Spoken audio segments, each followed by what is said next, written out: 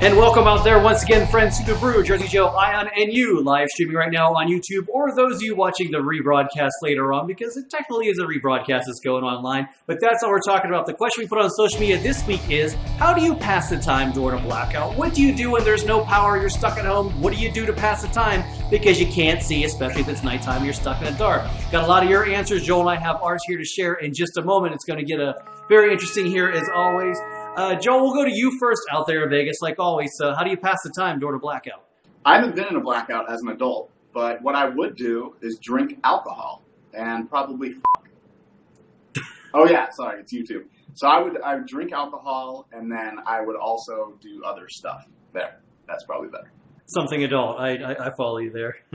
Like you too, I haven't been growing up in the country, I was in a lot of blackouts because you'd get a bad snowstorm, it would knock down the power lines, you'd be without power for days, and you kind of would plan ahead. You know, you would get like your coal furnace ready to go, you'd make sure you had enough water, booze, soft drinks, whatever. And that happened here during Superstorm Sandy too, we were without power here. So how did I pass the time? Well, Heather M.E.T. Trask, she writes in and she says, sitting around the kerosene lamp, either playing Pathfinder Dungeons & Dragons or playing cards and having a drink.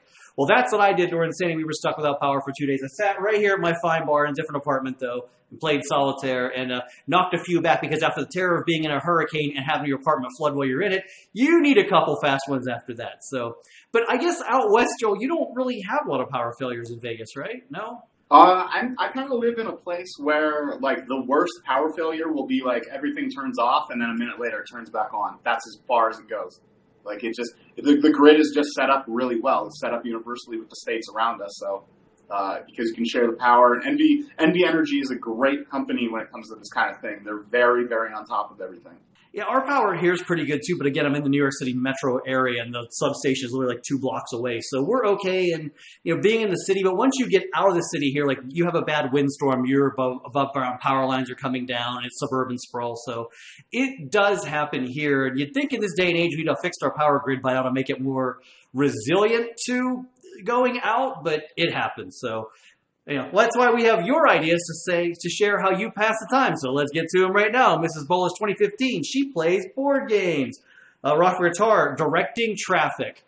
Now, I'm going to bring that up because that is a very, very New York City thing to do, because when the power goes out in the New York City street grid, it'll go out for several blocks when it does. You have an overheated manhole in the summer or whatever.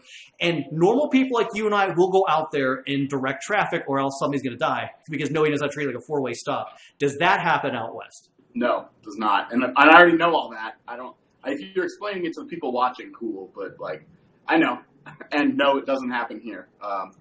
It's just not a thing. There's even some places here, if you do that in a wrong block, they're not going to treat it well. But generally, people are used to it here. They kind of get it and follow the rules. So you should go and test it out, Joe. No, I'm not going to. Come on, you direct all kinds of shit. Go direct traffic. Try it. See what happens. See if it works. My luck, I'd be taken down by some like semi-truck or somebody because I'm like wearing the wrong jersey or like I'm not wearing the right color or anything. No, but never tried it either. Interesting. All right, more of your comments. Charlene, she says, browse my phone's gallery or talk with my family, deep stuff. Pete says, charging my phone in the car and listening to sports radio, reading and working out, catching up on sleep. That's a good one. Todd says, reading. Storman says, sex. Oh, look, Joel, he agrees with you. And Dave has a great one. Walking into a room and reflexively,